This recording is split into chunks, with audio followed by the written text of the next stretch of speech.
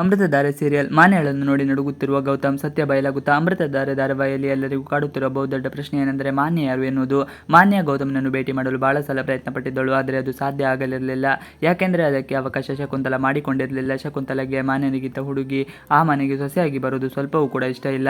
ಶಕುಂತಲಾ ದೇವಿ ಏನಾದರೂ ಮಸಲತ್ತು ಮಾಡುತ್ತಿದ್ದಾಳ ಎನ್ನುವವರು ಅನುಮಾನ ಕೆಲವರದ್ದು. ಹಲವು ಬಾರಿ ಮಾನ್ಯ ಗೌತಮ್ ಬಳಿ ಮಾತನಾಡಲು ಬಂದಿದ್ದಳು.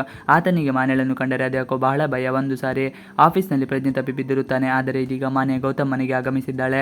ಭೂಮಿಕಾ ಮಾನ್ಯಳನ್ನು ಆಸ್ಪತ್ರೆಯಿಂದ ಡಿಸ್ಚಾರ್ಜ್ ಮಾಡಿಕೊಂಡು ನೇರವಾಗಿ ಮನೆಗೆ ಕರೆದುಕೊಂಡು ಬಂದಿರುತ್ತಾಳೆ. ಮಾನ್ಯಳನ್ನು ನೋಡಿದ ಗೌತಮ್ ಹಾಗೂ ಶಕುಂತಲಾ ದೇವಿಗೆ ಆತಂಕ ಶುರುವಾಗಿದೆ.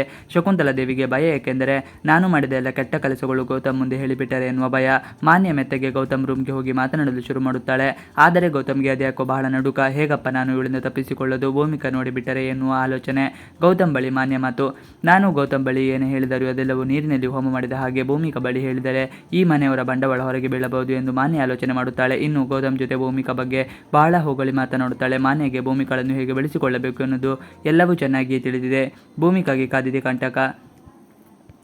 ಭೂಮಿಕಾಗೆ ಕಂಟಕ ಇದೆ ಎಂದು ಆಕೆಯ ತಂದೆಗೆ ಗೊತ್ತಾದ ಬಳಿಕ ಬಹಳ ಆತಂಕಕ್ಕೆ ಒಳಗಾಗಿದ್ದಾರೆ. ಭೂಮಿಕಾಗೆ ಈ ಬಗ್ಗೆ ಹೇಗೆ ತಿಳಿಸುವುದು ಎಂದು ಆಲೋಚನೆ ಮಾಡುತ್ತಿರುತ್ತಾರೆ.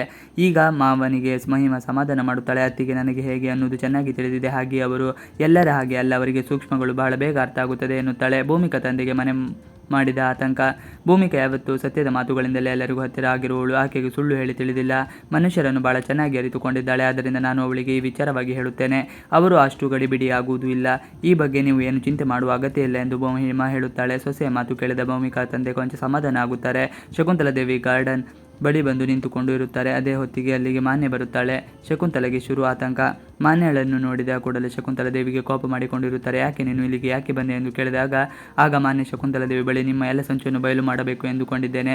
ಇದನ್ನೆಲ್ಲ ಗೌತಮ್ ಬಳಿ ಹೇಳಿದರೆ ಏನು ಪ್ರಯೋಜನ ಇಲ್ಲ ಎಂದು ತಿಳಿತು. ಅದಕ್ಕೆ ಭೂಮಿಕಾ ಬಳಿ ಹೇಳೋಣ ಎಂದು ತೀರ್ಮಾನ ಮಾಡಿದ್ದೇನೆ. ಆಕೆಗೆ ಈ ವಿಚಾರ ಹೇಳುತ್ತೇನೆ.